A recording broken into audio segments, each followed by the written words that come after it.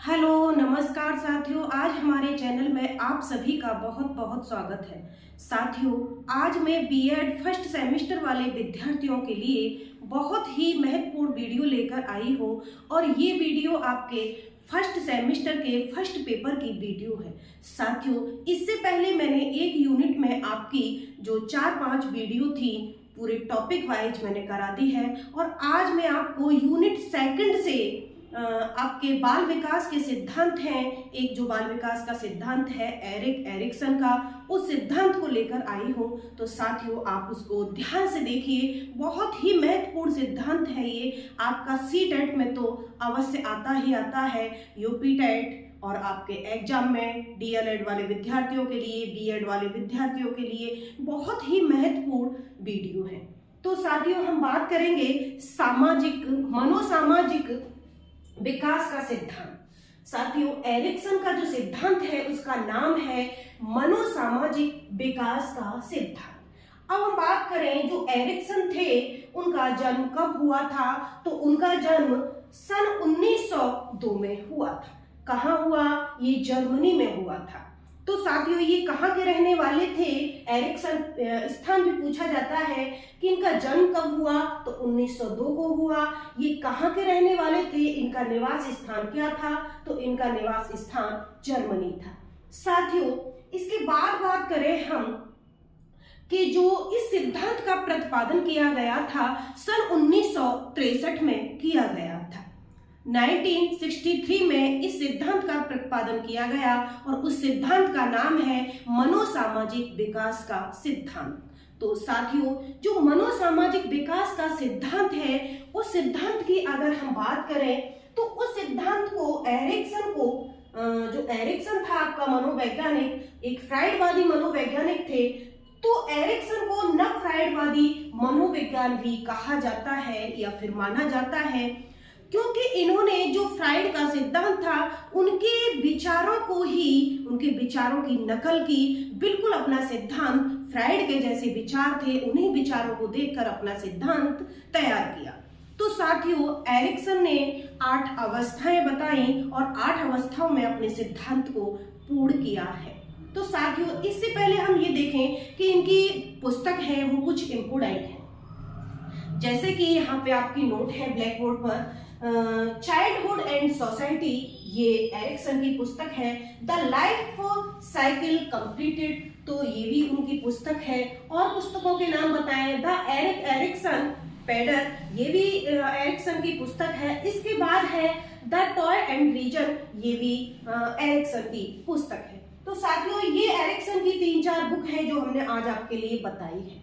अगर हम इस सिद्धांत की बात करें तो ये जो सिद्धांत है आपका बहुत ही महत्वपूर्ण सिद्धांत है, क्योंकि यही एक ऐसा मनोवैज्ञानिक है जिसने संपूर्ण जीवन की अवधि को लेकर के आगे तक चला और संपूर्ण अवधि जो हमारे जीवन की जो लाइफ होती है उस पूरी लाइफ का वर्णन इस मनोवैज्ञानिक ने किया है। तो एरिक्सन के सिद्धांत को जीवन अवधि विकास का सिद्धांत भी कहा जाता है। क्या कहा जाता है? जीवन अवधि विकास का सिद्धांत कहा जाता है। जब बच्चे ने जन्म लिया तब से लेकर के और मृत्यु पर्यंत तक इसने प्रयोग किया और प्रयोग करने के बाद हर एक अवस्था का वर्णन किया। ऐसे ही अवस्थाओं का वर्णन करते हुए एरिक्सन ने अवस्थाओं को 8 भागों में बांट लिया। तो साथियों, हम बात करें मनोसामाजिक विकास की, तो सबसे पहले हम ये बात करेंगे जो मनोसामाजिक विकास का सिद्धांत है वो किस प्रकार तैयार हुआ। तो जो एरिक्सन थे, उन एरिक्सन ने एक तो 3 स्थिति को जाना। एक स्थिति थी उनकी संवेगात्मक स्थिति, एक स्थिति थी आपकी संवेगात्मक स्थिति और दूसरी थी सांस्कृतिक स्थिति और तीसरी थी सामाजिक। तो साथियों, ये जो आपकी क्या है, तीनों स्थितियां हैं, तीनों स्थितियों से ही आपका मनोसामाजिक विकास सिद्धांत तैयार होता है। साथियों ये आपका क्या है, मनोसामाजिक विकास सिद्धांत है, जो कि अब हम ये बताएंगे संवेगात्मक, सांस्कृतिक और सामाजिक। इन 3 चीजों से ही हमारा क्या, एरिक्सन का सिद्धांत तैयार होता है। जैसे कि संवेगात्मक, अगर हमने कहा कि संवेगात्मक इमोशनल डेवलपमेंट, अगर बच्चे का इमोशनल डेवलपमेंट है, अगर अच्छे से हो रहा है, वो अपने संवेगों पे कंट्रोल करना सीख गया, तो उसकी एक पहचान बनेगी समाज में। सांस्कृतिक, जो उसके कल्चर है, जो उसकी संस्कृति है, जो उसके मूल्य हैं, अगर उसने उसको फॉलो करना सीख लिया तो उसका एक स्थिति बनेगी समाज में। एक सामाजिक, समाज में प्रेम, सहयोग, सहानुभूति की भावना अगर हम बना के रखेंगे, तब हमारा तीनों को मिलाकर के एक सिद्धांत तैयार होता है, वो है आपका मनोसामाजिक विकास का सिद्धांत।